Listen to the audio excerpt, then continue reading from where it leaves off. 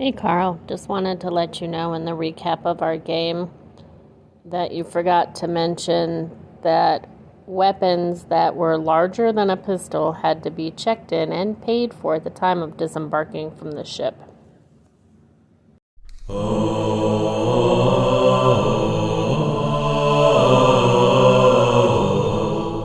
Carl Rodriguez is the GMologist, GM extraordinaire, the GMologist. Hi, everyone, and welcome to the Geomologist Presents.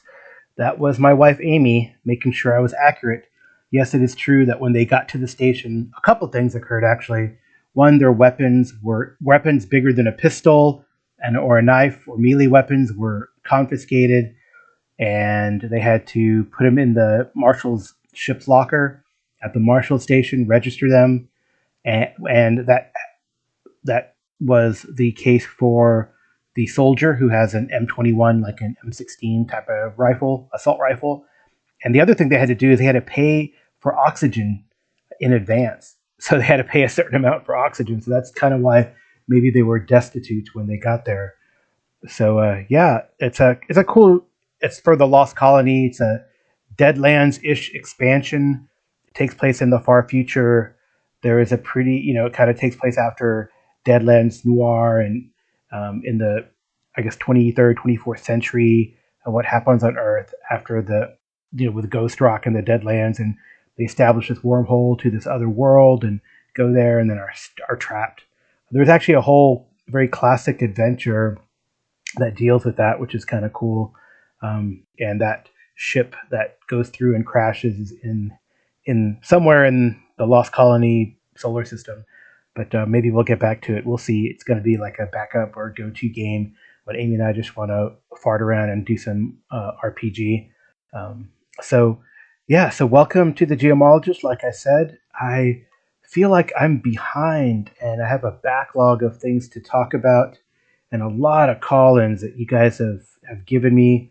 Um, so we're gonna get to those, and I think that'll be the first part of the show is call-ins, and then I'll break it up, kind of a compromise between like little sections and a one long stream. So I'll break it up after the call-ins and discuss and respond to those, and then talk about some of the games that I've played. I think I'm gonna try to keep it maybe short, maybe just talk about one game and then talk about other games after, or maybe we'll see how it goes. You never know. You never know here, right? All right, on with the call-ins.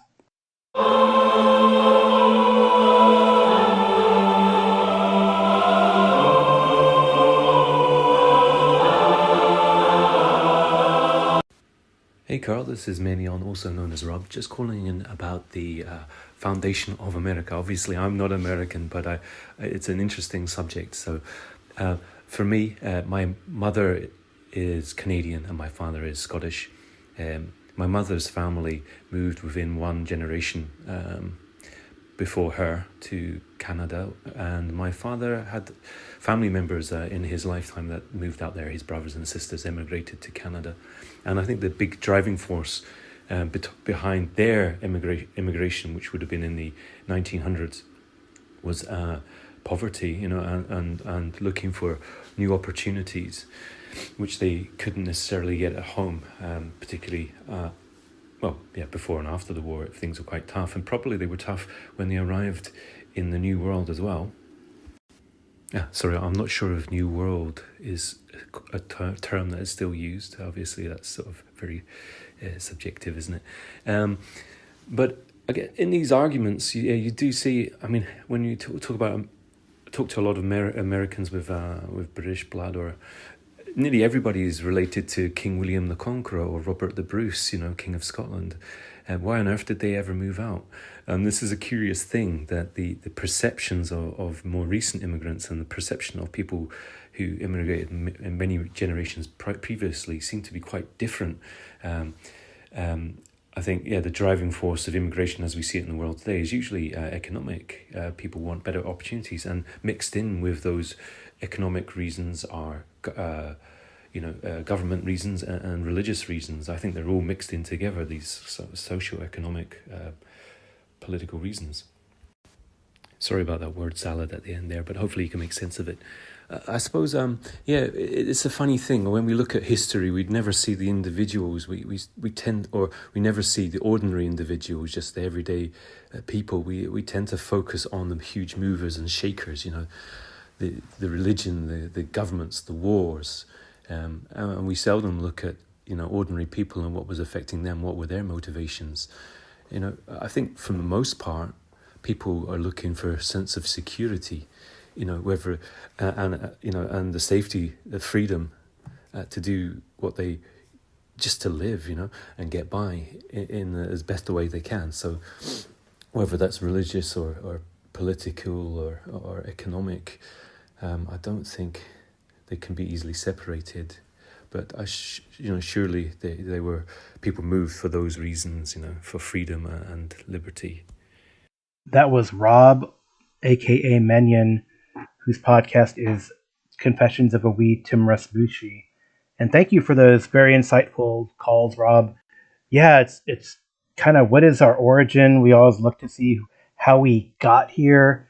I know that I did 23andMe a few years back, and it was fascinating to see how mixed up my DNA was. It was kind of cool. Yeah, sure. I have origins from Mexico and Central America. That's where my father and mother are from. But I also had lineage dating back to the O'Neill clan in Ireland somehow from like 10,000 years ago, according to the haplotypes that were mapped out in my DNA. And I had origins from Africa, which makes sense. My mom is from the Caribbean. So yeah, it's we are a big mix and amalgamation, and we all kind of hinge onto those few things that where are we from. But it's very interesting. Like, how did we get here? Where did we come from? I've always wanted to do a colony game, maybe more of a Scandinavian colonization, and of course to blend it with, like, I think one of the games I'd love to run is a werewolf, the Forsaken game or Apocalypse. It doesn't matter. Taking place during the Viking Age of Exploration from Iceland to Greenland to Vinland. That'd be kind of cool. I'm always fascinated by that. And I would recommend, I know you mentioned another point that we always look at the movers and shakers. There's this really cool set of programs called The History of Britain. It's narrated by Tony Robinson of Time Team and Blackadder fame. And it talks about not the movers and shakers, but the regular people who lived during the big periods of Britain, from Roman to Saxon to medieval to Tudor to Victorian, World War One, World War Two. It's like a two seasons of series that talk about this, 4 episodes per series. So it's really cool, and I definitely recommend it. I'll try to find it and put a link to at least the first episode in the show notes, or a link to where you can watch the YouTube videos for it. It's really done very well, and it's Tony Robinson who always adds a cool flair to the history of Britain and Time Team stuff. Archaeology makes archaeology fun. Okay, our next call is from Jason Connerly, and he gets to have another. Well, Rob, if you call in again, hey, was that music intro dramatic enough for you? I hope so. Anyway, our next call, I believe, is from Jason Connerly.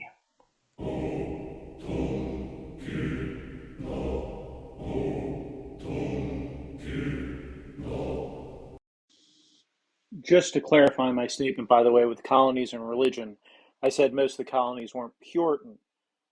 There definitely religion was involved with a number of the colonies being founded. Yeah, sure. But you have Catholics and Quakers, and of course the Anglican Church predominates, Episcopalian Church later. But for the most part, the majority of the colonies weren't Puritans as such. That's my point. Not that there wasn't religion involved in some of the founding, just that they weren't actually Puritans. In fact, Roger Williams of Rhode Island would, I don't know, you might punch you in the face if you called him a Puritan. So that may be worth looking into there. But anyhow, I agree, it's probably not the subject for a gaming podcast. But let me listen to the rest of your show. Good insight, Jason. Thank you for the call. Maybe it's not the subject for a gaming podcast, but you know, it does inspire me to break out some of my Colonial Gothic products. And I know I have a Call of Cthulhu like monograph that takes place during the Revolution or in the colonial period, which might be kind of fun to do. I always liked that area and that period of history. And it's interesting, Roger Williams is listed as a Puritan, or that's it. But maybe, I guess he broke off, potentially. I probably broke off, right? And maybe he would punch you in the face if you called him that. And I guess the Puritans, right? So we hear about them leaving England and colonizing North America and Plymouth Rock and all that. But I guess they also gain notoriety or notoriousness because of their tyrannical control of people and their religious intolerance and the Salem witch trials, right? But yeah, I mean, could be a cool verse to set a cool time period to set games in, I think. What do you think? Sounds like both your duet games were a lot of fun. Yeah, sounds good. Glad you got to play them. It's excellent that you're able to make use of that time and didn't just have to say, oh, well, we're not going to play today. So sounds like duet games are an excellent way to do it. And the key is just to have something handy that'll work. Sounds like you have that covered. So congratulations on that. And yeah, take care. I hope you have a great week. Maybe I'll get to talk to you on Wednesday. Yeah, honestly, with the duet games, or one player, one GM, however you want to call them. Yeah, I don't know. I felt like, oh man, like you're on the spot, right? You have to, for lack of a better term, perform for your player, and there's no other players to riff from. So yeah, they're challenging, but yeah, they ended up really cool, really fun. I really enjoyed the desanction. It was fun, and as you notice in both of them, there was like the main player and then a sidekick, which probably helps with lethality and the danger of adversaries in the game. So and the cool thing, I think both game systems, the desanction game system and the Savage World system for Lost Colony, kind of can scale up or down based on necessity. Although again, it's definitely more lethal if you just have one player character. So the sidekick thing worked really well. When I do it regular, I don't know, maybe it'll end up doing that. I've been doing that with Amy with the Call of Cthulhu. She's asking if Keiko can have another adventure. Maybe depending on schedules, maybe. We'll see, So the cool thing is we were able to get that Deadlands game in. So I'll talk about that, I think. I might talk about Warhammer Fantasy and Deadlands as recaps in this episode and save all the spacey stuff for another one. But thanks for the calls, Jason. Always insightful and cool to hear you and you get your input. And the next person, gets their own theme song. So call me Dr. Love.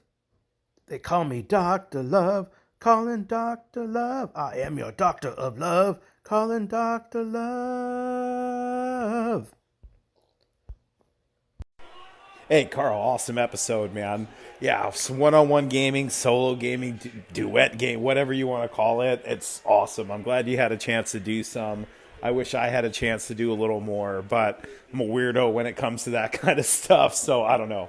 But I wanted to share my tale of the Masons with you. A decade plus ago, there was a festival going on in the neighborhood that I lived in, and all kinds of shops and people had all sorts of booths set up. Me and my buddy were walking around super wasted, and there was a Masons booth set up.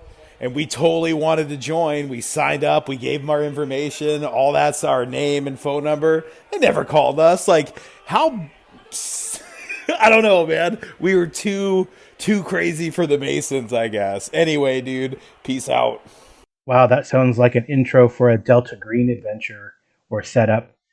Man, Joe, you have the weirdest stories. Maybe we should write a book about your life, or Joe Richter, the RPG, Dr. Love, comma, Joe Richter, the RPG.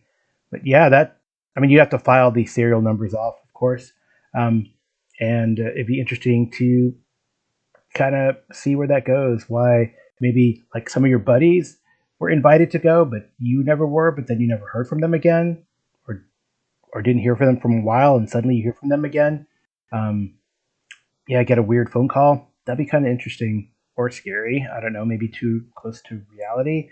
I know that Trail of Cthulhu, the Gumshoe group, for Pelgrane Press, they did do a kind of adventure where Scientology and L. Ron Hubbard were there, but of course they changed the names so they wouldn't get sued. And it was cool because, well, it had like Theodore Sturgeon, Robert Heinlein and his wife, and one other, Philip K. Dick as player characters. That'd be a fun one to try to figure out to run, where you're the sci-fi authors and you run afoul of the Scientology mythos. Yeah, kind of cool. Anyway, thanks for the call, Joe. And now let's get to some recaps.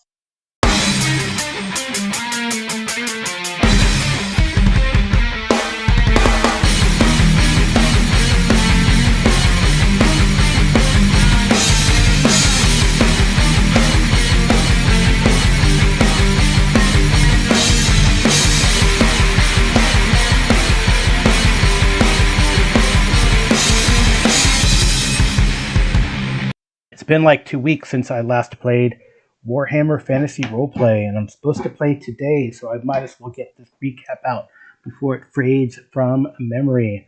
So we're playing through, spoilers ahead, we're playing through the Enemy Within mega campaign. We are on Death on the Reich.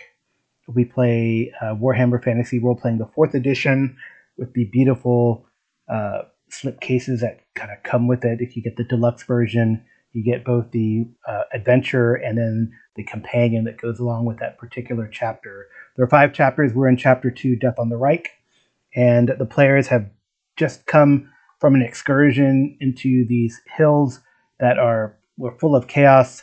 There was like warp stone that influenced this area. They put some ghosts to rest. They had an encounter with mutants. They know that some people got away, especially one of the players' characters discovered, or there is like this perfume that was lingering in the air and it's very distinct. And one of the player characters says, like, I will remember the smell. They get back to the inn. They don't linger long because they know that there are people out there that were probably after the same thing they were, and they want to stay ahead of them, which I think is great. They do some trade, though, and that's kind of a neat thing that was in the companion for Death on the Reich, and one of the players loves the idea of owning a boat and making money. So they discover, you get to roll randomly on this table, but it's kind of cool, and they discover that there's some nice brandy that is made in this area, and so they buy it in bulk, and they go down to Kemperband. It is uneventful, and they sell it off. And they also learn that, man, Kemperband is known for its brandy, but maybe they kind of get the brandy from these outlying villages and then call it their own, which is curious and maybe could be visited later on. They continue ever onward back towards the signal tower, and it again goes uneventful. It's very good sailing. They're going downriver this time, so it's like no issues. The wind is favorable, etc.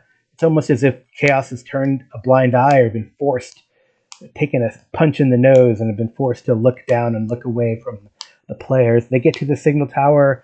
They have the last key that they found. They open it up, and there's like this staircase, telescopes down into the earth. They go in and they find a library, and they find some very interesting things. They can't read it all. They find some clues that this was a library put together by a Wittgenstein ancestor, and they realize that the warp stone that probably fell in that crater back in those bleak hills is probably at Castle Wittgenstein. And yeah, they're gonna go deal with that and get it. They know it'll probably be deadly. It might be their last stand against chaos, but they strap on their belts and tighten the buckles on their armor and go. And they kind of sail back upriver. They're heading towards. They'll probably stop in Kemperband. Maybe they'll bypass it. But it's interesting. Like through this whole time, the knight character has had this like person in his dreams, and he finally is able to win the contest of wills, and he sees who it is, and it is that student that he's caught a glimpse of back in Altorf, that they shared a coach ride back at the beginning, like almost the first, like the players were commenting, this happened like the first session that they met this guy, and now he's come back, and the player character has his knight confront them in this sort of dreamscape, and he throttles him, gets the best of him. He knows that they're on to them, but at least he's got this guy on the ropes. He wakes up before he can like finish him off in the dream, but they know something's coming. And that same day, in fact, a boat kind of sails towards them, coming out of the harbor of Kemperband. Ulrich, the boatman, does his best to avoid a head-on collision, but as it comes alongside, there is like at least a dozen mutants, and they throw grapples to grapple aboard the Endeavor and try to board, and they're going to attempt to board it. And the player characters, I don't know, somehow they fail. They fail their ability to perceive what's going on. Maybe there's a miasma or a mist in their heads, and what they hear and how we ended the session was the cackling of this woman, the waft of that perfume. This woman is flying at them from that boat, like flying in the air. So, yeah, we'll pick it up today. I hope we'll see how they handle this confrontation with this group of cultists, and continue from there on to Castle Wittgenstein.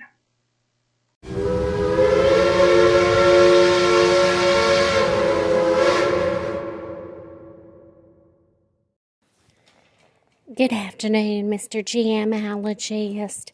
This is Sam calling. I just wanted to let you know that the burning of the house was not my fault.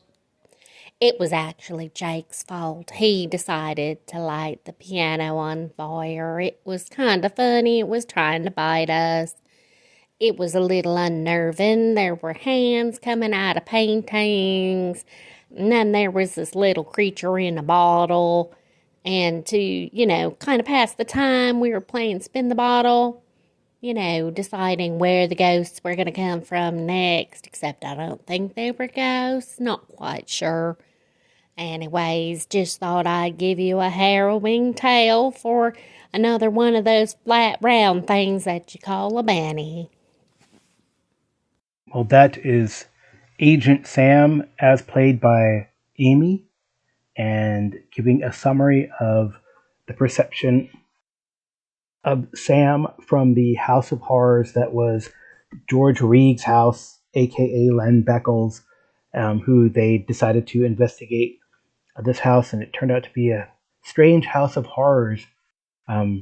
They got the lead to go investigate this house from the owner of the Mountain View restaurant, Millie, and she had had a thing for Len Beckles, or they had had a thing, and she knew that he was an agent named George Reeg, and this was who the posse had been sent to go find out what happened to.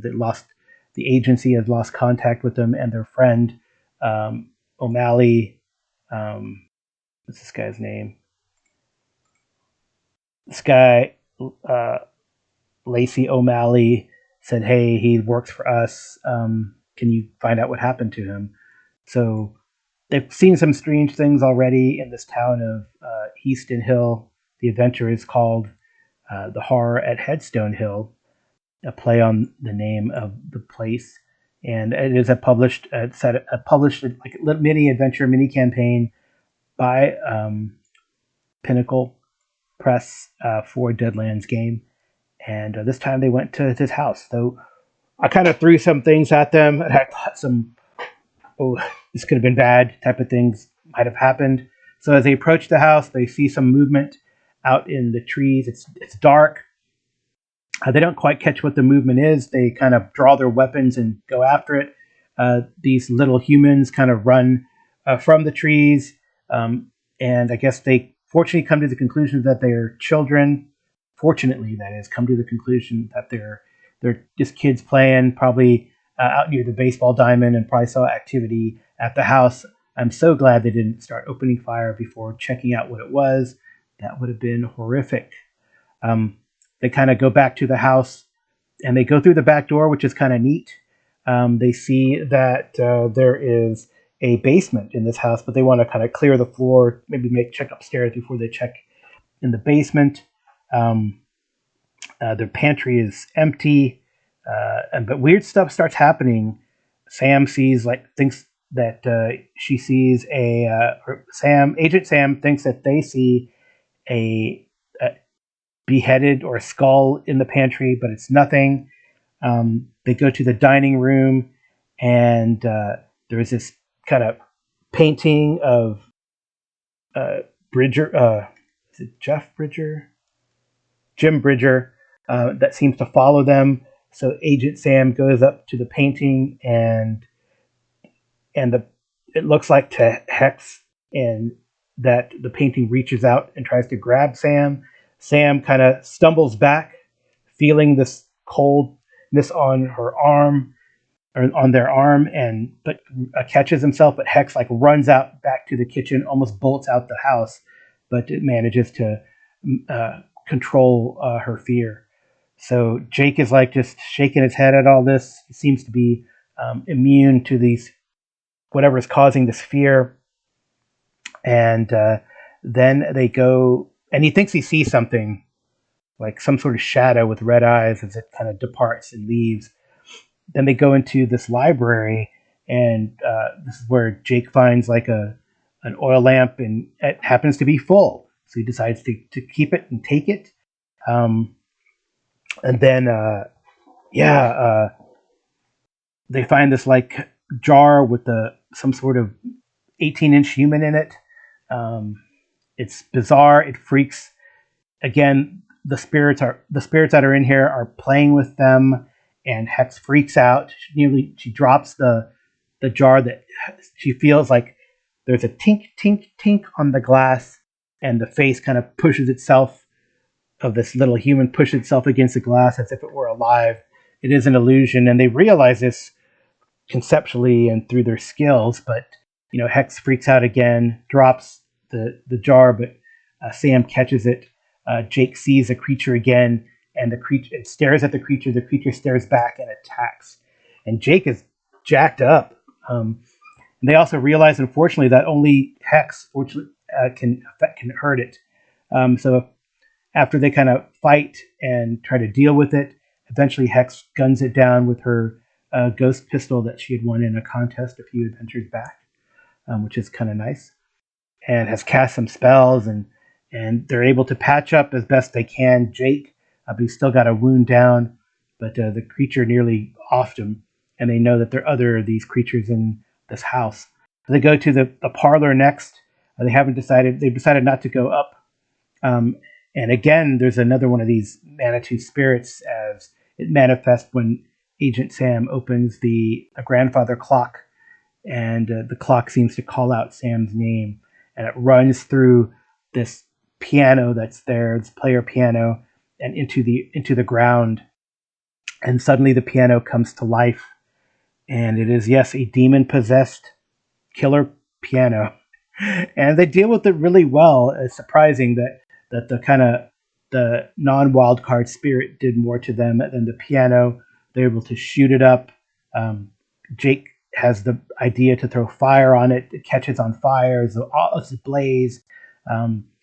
Agent Sam throws a match on it to ignite more of the oil and douse it with more oil. And a couple good shots by Hex and Sam destroy the creature. So they're pretty now we got to watch our step.